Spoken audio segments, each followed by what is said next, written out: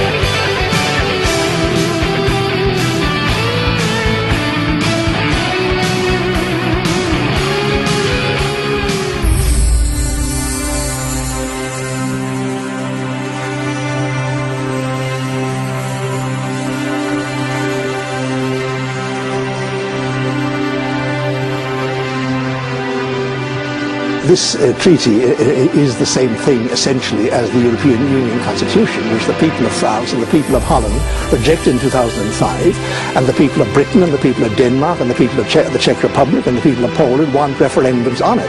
But their politicians, their prime ministers and presidents, have agreed with Chancellor Angela Merkel not to have a referendum on any account. So it's the politicians and the elites against the people. And I hope that the Irish people will not allow themselves to be used as a rubber stamp for this travesty of democracy.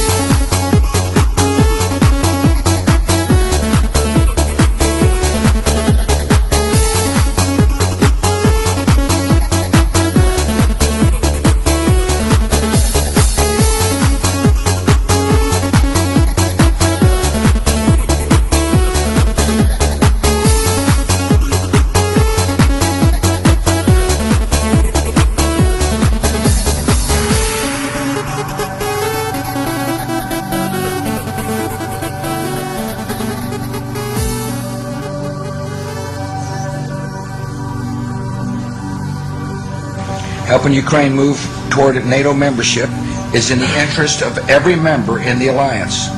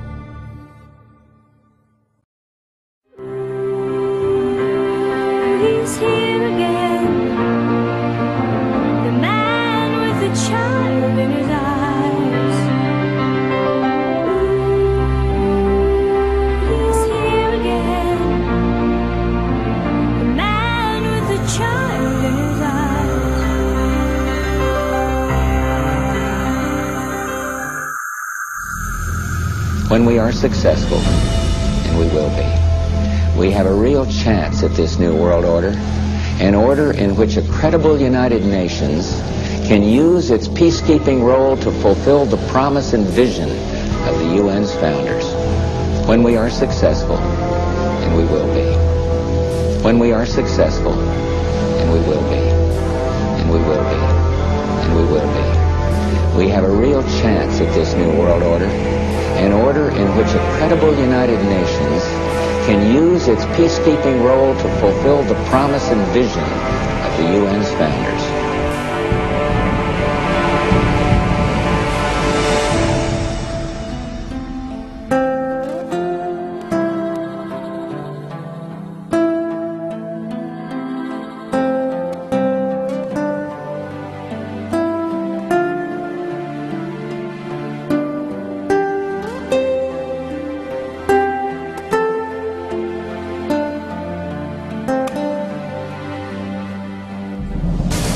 Think about it. The terrorists of September 11th plotted in Hamburg and trained in Kandahar and Karachi before killing thousands from all over the globe on American soil. As we speak, cars in Boston and factories in Beijing are melting the ice caps in the Arctic, shrinking coastlines in the Atlantic, and bringing drought to farms from Kansas to Kenya. Poorly secured nuclear material in the former Soviet Union, or secrets from a scientist in Pakistan, could help build a bomb that detonates in Paris.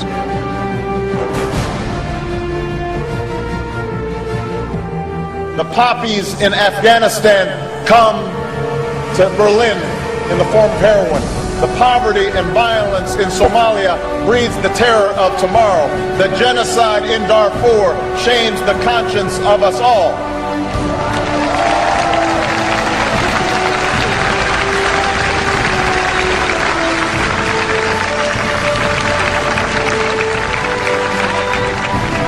In this new world, Such dangerous currents have swept along faster than our efforts to contain them. And that is why we cannot afford to be divided. No one nation, no matter how large or powerful, can defeat such challenges alone. None of us can deny these threats or escape responsibility in meeting them. Yes, there have been differences between America and Europe. No doubt there will be differences in the future. But the burdens of global citizenship continue to bind us together. A change of leadership in Washington will not lift this burden. In this new century, Americans and Europeans alike will be required to do more, not less. Partnership and cooperation among nations is not a choice. It is the only way, the one way, to protect our common security and advance our common humanity.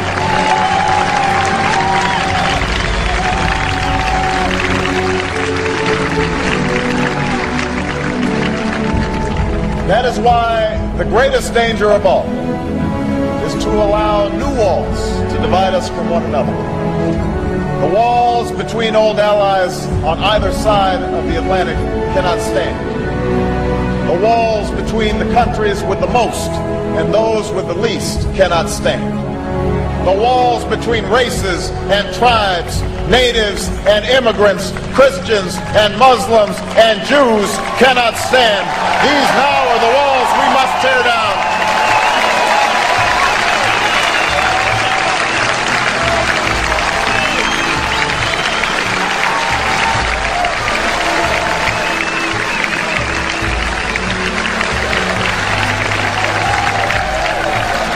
That is why America cannot turn inward. That is why Europe cannot turn inward. America has no better partner than Europe. Now is the time to build new bridges across the globe as strong as the one that binds us across the Atlantic.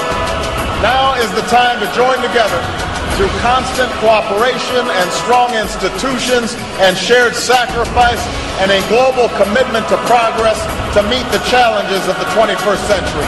It was this spirit that led airlift planes to appear in the sky above our heads and people to assemble where we stand today. This is the moment when our nations and all nations must summon that spirit anew. This is the moment when we must defeat terror and dry up the well of extremism that supports it. This threat is real, and we cannot shrink from our responsibility to combat it. We could create NATO to face down the Soviet Union. We can join in a new and global partnership to dismantle the networks that have struck in Madrid and Amman, in London and Bali, in Washington and New York. If we could win a battle of ideas against the communists, we can stand with the vast majority of Muslims who reject the extremism that leads to hate instead of hope.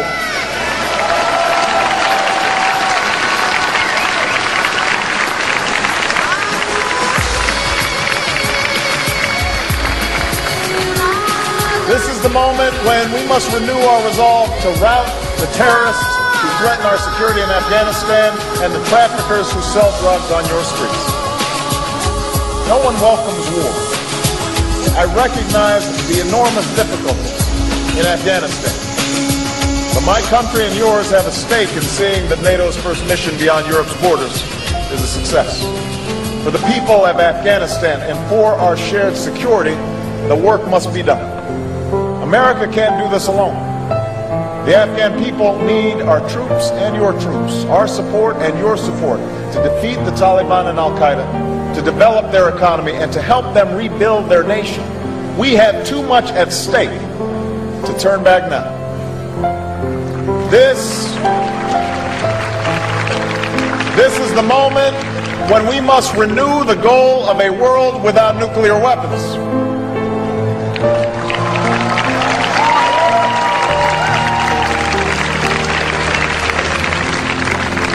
The two superpowers that faced each other across the wall of this city came too close, too often, to destroying all we have built and all that we love. With that wall gone, we need not stand idly by and watch the further spread of the deadly atom. It is time to secure all loose nuclear materials, to stop the spread of nuclear weapons, and to reduce the arsenals from another era. This is the moment to begin the work of seeking the peace of a world without nuclear weapons.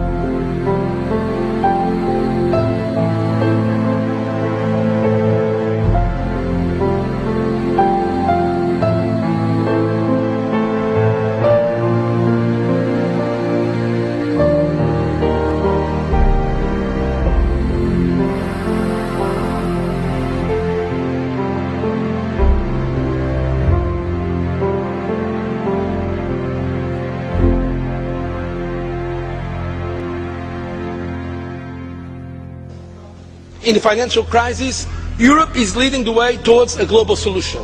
Et début septembre, le président des États-Unis et l'Europe ont donc proposé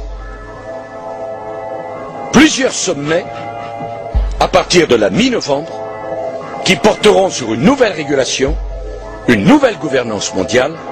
Today, Europe can propose the principles and rules that will shape a new global order. Je veux dire ma conviction que la crise appelle à la réforme des institutions européennes.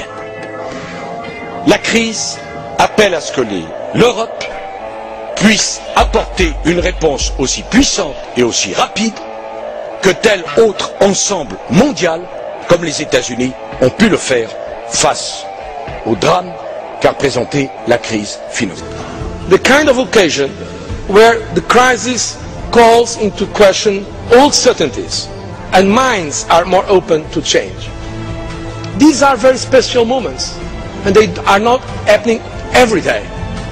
We have to understand that it's really one of those moments where there is some higher plasticity and then when we can make a real change. The goal should be to devise a system of global financial governance adapted to the challenges of the 21st century in terms of efficiency, transparency and representation. Enfin franchement, on fait une monnaie, on se dote d'une banque centrale, on a une politique monétaire unique et on n'a pas un gouvernement économique digne de ce nom.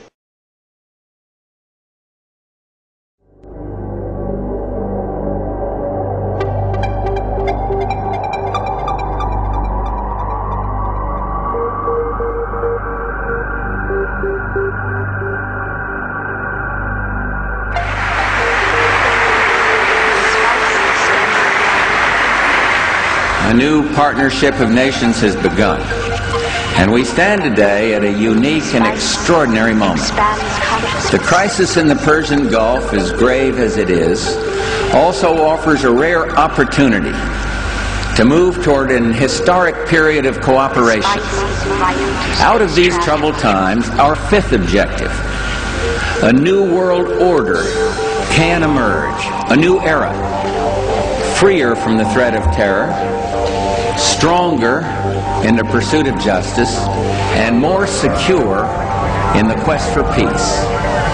An era in which the nations of the world, east and west, north and south, can prosper and live in harmony. The kind of occasion where the crisis calls into question old certainties and minds are more open to change. These are very special moments and they are not happening every day. We have to understand that it's really one of those moments where there is some higher plasticity and then when we can make a real change.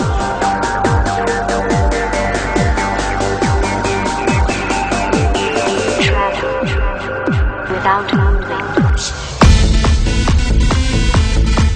We have before us the opportunity to forge for ourselves and for future generations a new world order, a world where the rule of law, not the law of the jungle, governs the conduct of nations.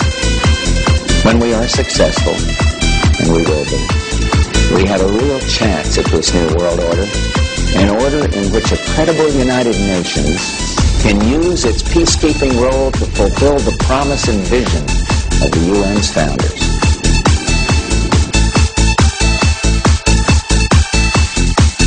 It is a big idea, a new world order, where diverse nations are drawn together in common cause.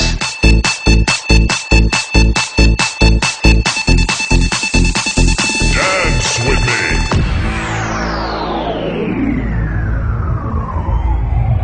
Hasta la vista, baby.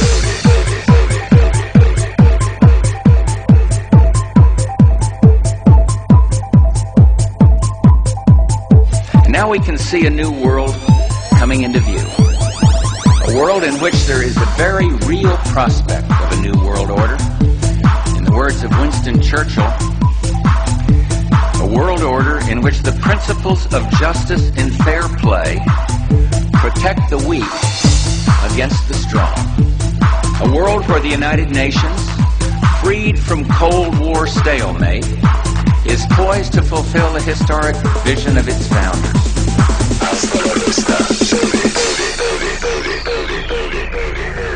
But the burdens of global citizenship continue to bind us together. A change of leadership in Washington will not lift this burden.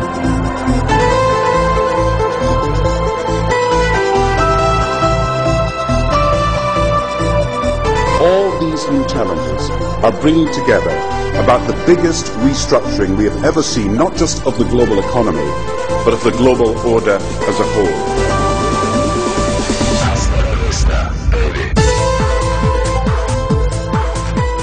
In 1990, another old world ended, dominated by the Cold War, and people talked then, in 1990, of a new world order. What they actually meant then was a new political order. And what was not foreseen then, but is obvious now from everything that we see and do, what we experience in every day of our life, is the sheer scale and speed and scope of globalization. And it's only now that we can begin to understand that the world order that globalization brings and what it's going to look like, it's driven forward now not just by the balance of military strength, the Cold War times, or ordinary political power. It's being driven forward by a seismic shift in economic power that we see around us. But what does the New World Order mean for countries like ours who are looking to succeed? I suggest that the countries that are going to succeed are those that combine flexibility, free trade, open markets, with proper stewardship of the environment and investment in education, infrastructure and innovation. And the question for us is how we meet and master all these challenges to ensure that Britain enhances its competitiveness in the process and realizes what I believe is our destiny of success in this new world order. So, in conclusion, ladies and gentlemen, a new world is emerging. It is a new world order with significantly different and radically new challenges for the future. Hasta la vista, baby.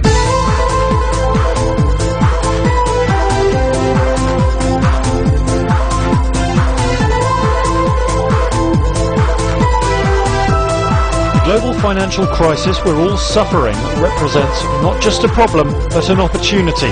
That's set to be the message from the Prime Minister today. Gordon Brown's to claim the financial crisis has thrown up a unique opportunity to create a truly global society.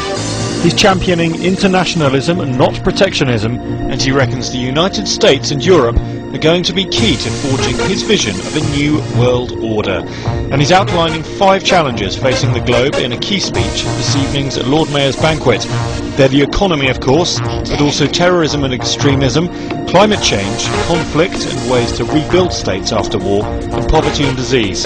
Gordon Brown will today call on fellow world leaders to seize the opportunity created by the worldwide economic crisis to create a truly global society. The Prime Minister will use a high-profile speech in the City of London to say that Britain, the US and Europe should join together to create a new, stronger and more just world order. Now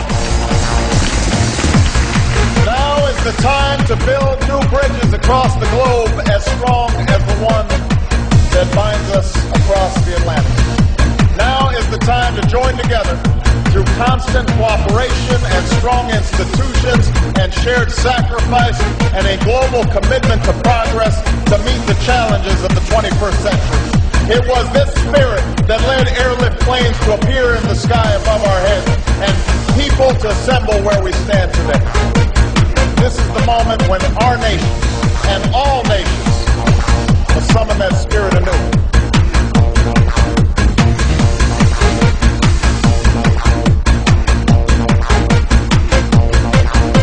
Dear friends and colleagues, saying goodbye is never easy. I have spent most of my life working with the United Nations. If we could create NATO to face down the Soviet Union, we can join in a new and global partnership. But my country and yours have a stake in seeing that NATO's first mission beyond Europe's borders is a success. It has been an extraordinary privilege to serve as Secretary General these last 10 years.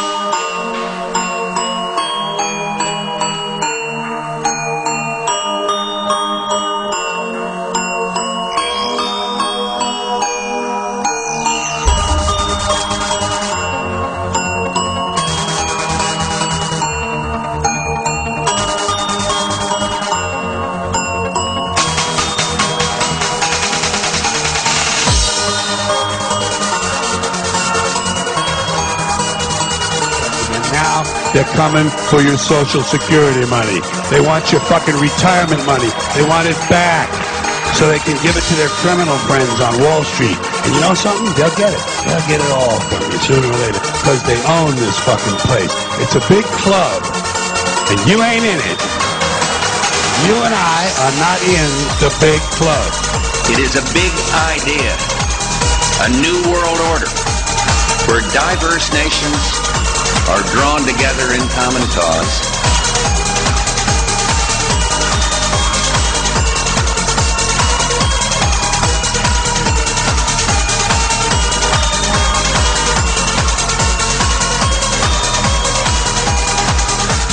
Thank you.